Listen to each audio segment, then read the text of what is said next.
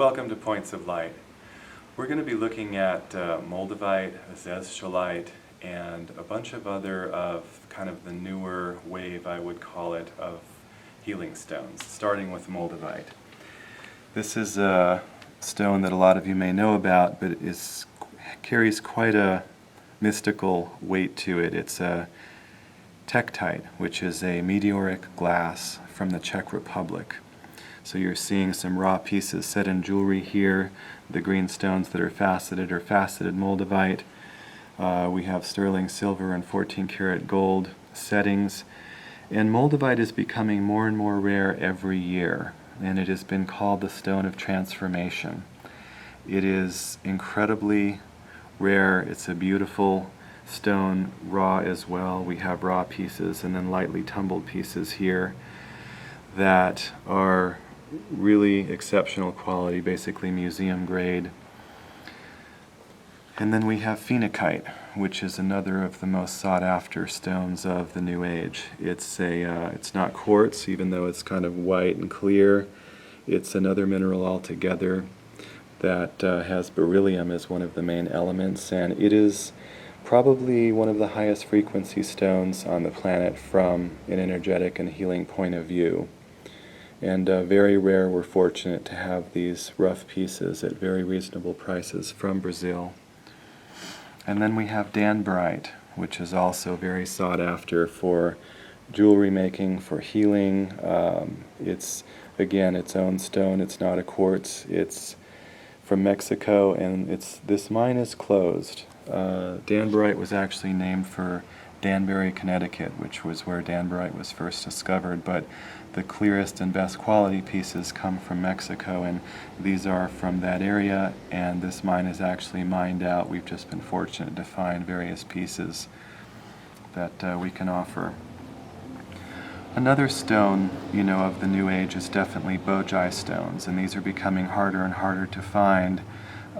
Since the early 70s, the woman who owns land where there's a great deal of these has been putting them together in sets for polarity and energy work, and they are quite amazing. There's one stone that's a bit rough, one that's a bit smooth, and they're looked at as balancing the masculine and feminine energies, and we have them in all different sizes, including some very large pieces that are in the Azeztulite, Moldavite and More section and in our mineral section, and they also come with a certificate of authenticity.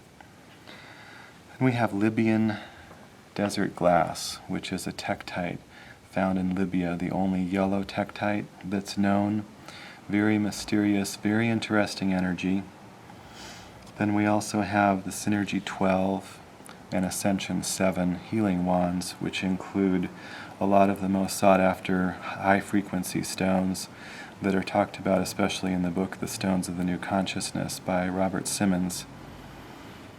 Then we have some natural phenokites from Burma, some cut phenakite that makes an incredibly fiery cut gemstone. We have Nirvana quartz, which is from the Himalayas, glendonite, which is a very unusual stone formation from Russia, blue Aragonite, Morganite, which is a beryl, which is in the family of emerald, and it's a beautiful, beautiful heart energy stone that's actually quite rare. We have it both polished from Pakistan and just rough from Brazil. We have Naturalite, which is a stone from Madagascar, very high frequency. We have Crimson Cuprite, which is a recent find in recent years in Mexico of massive cuprite that's a beautiful deep red. We have Numite from Greenland, which is the oldest gemstone in the world. It's about 3 billion years old. It's in the labradorite family. We have this incredible piece of golden herderite, which is a natural crystal. This is again one of the rarest and most, looked for of the kind of the New Age stones. That's an amazing piece. We have Lemurian aquatine calcite, which is recently found again from Argentina. We have Agni Gold Danburite, which is a non-crystalline, meaning it doesn't come in points, danburite from South Africa, but a beautiful rich gold color which is rare to find. We have Tibetan Tektite from Tibet that is amazing. Some have a little bit of transparency to them, but mostly they're opaque black, as most tektites are. We have some Tibetan black quartz, which has a black inclusion in it, and these are also double terminated. And then we come to Azeztulite, which this is original North Carolina Azeztulite from the original find. It's either kind of a snowy white, or we have also some pieces that are beautifully clear, very sought after stone, and very highly regarded in the healing arts. And we have Himalaya gold Azeztulite from India, which has been found in recent years in spheres and hearts and raw pieces and polished, as well as Satyaloka Azeztulite from India, which is a super clear quartz that carries that Azeztulite energy, if you've read about that. And then also Vermont Azeztulite, which is a little more milky, but also has a very sweet energy. Then we have Rosophia Shamanite calcite from Colorado, which is a very interesting calcite that's been found in recent years. We have Scolasite from India, which is a beautiful natural stone that carries that frequency. Also Satyamani quartz from India, which is like an ice clear quartz.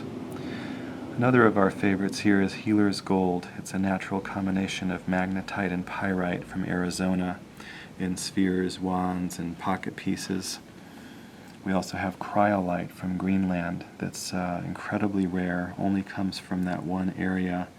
White, very unassuming, but very powerful stone, as well as Petalite, Brookite, Strontianite, and many more. If there's anything you're looking for from these two books, which actually have become quite the gold standard, is the Book of Stones now in terms of the healing world of crystals, and then also the Stones of the New Consciousness is a book that spotlights and talks about a lot of the stones that we've been talking about. And so all of these and more are available at pointsoflight.net.